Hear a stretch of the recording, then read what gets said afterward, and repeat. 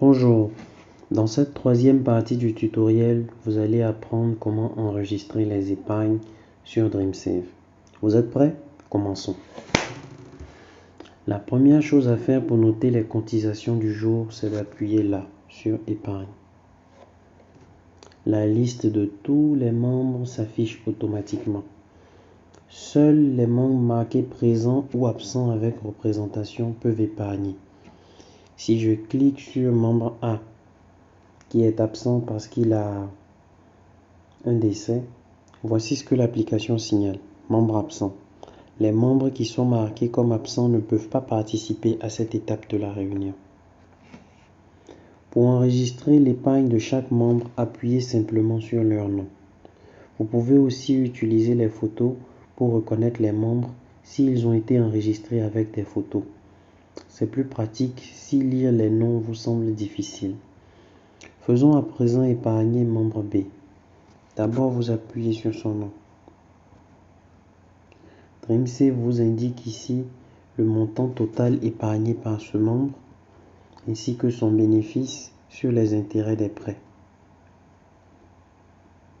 C'est sur la première ligne que vous voyez ici qu'il faut mettre le montant épargné. Disons que ce jour, membre B a donné 1000 francs. Appuyez sur la ligne pour faire apparaître les chiffres et vous écrivez 1000 francs. Voilà. La seconde ligne sert à enregistrer la cotisation à la caisse de solidarité ou contribution sociale. Si dans votre groupe le paiement de la solidarité est obligatoire, comme c'est le cas pour ce groupe, le montant sera déjà inscrit par défaut, 50 francs. Si le membre n'a pas amené sa contribution sociale, appuyez sur le curseur, la ligne qui clignote. Effacez ce qui est écrit et marquez 0. Si le membre donne plus que le montant habituel, vous devez procéder de la même manière. Effacer ce qui est écrit et écrire le montant qu'il a apporté. Une fois que la solidarité est enregistrée, demandez au membre s'il a apporté sa contribution au fonds supplémentaire. Ici, le fonds supplémentaire de ce groupe, c'est le fonds PSP. Il s'agit d'un fonds destiné à payer le PSP. Le PSP, c'est un technicien indépendant qui encadre un groupe et l'aide à atteindre ses objectifs. DreamSave autorise un groupe d'épargne à avoir différents types de fonds supplémentaires en fonction de ses besoins. Si le membre a apporté la contribution sociale, appuyez sur la ligne et écrivez le montant qu'il a apporté. Autrement, défilez vers le bas et appuyez sur Terminer. Lorsque la contribution sociale est de 0 ou inférieure au montant habituel, DreamSave le signale comme ceci, avec cette notification. L'application vous indique que le montant de la caisse de solidarité est inférieur au paiement requis dans vos statuts.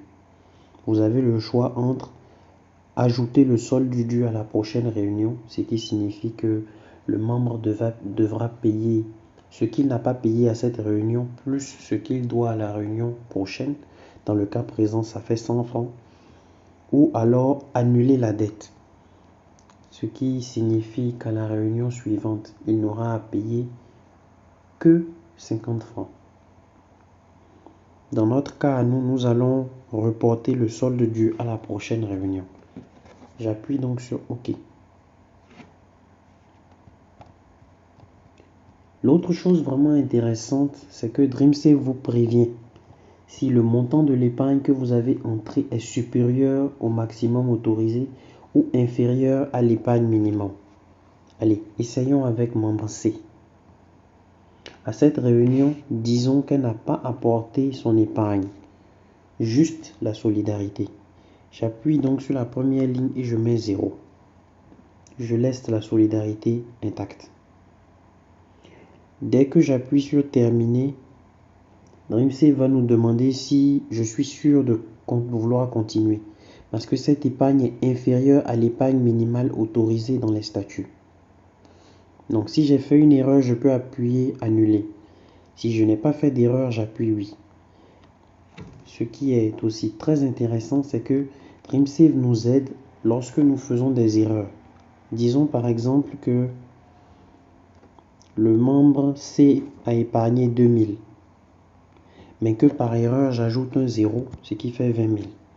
Lorsque j'irai valider l'épargne du jour du membre C, DreamSave va me mentionner que la cotisation dépasse le montant maximum. Est-ce que je suis sûr de procéder? Dans ce cas-là, appuyez sur annuler, allez regarder à nouveau si vous ne vous êtes pas trompé. J'efface le 0 et maintenant, parfait. Vous devez continuer d'appuyer sur le nom de chaque membre qui veut épargner pour enregistrer les montants. Si un membre présent n'apporte rien, n'appuyez pas sur son nom. Une fois que vous avez noté les montants de tous les membres qui ont cotisé à cette réunion, défilez jusqu'à terminer et appuyez sur le bouton terminer. Voilà.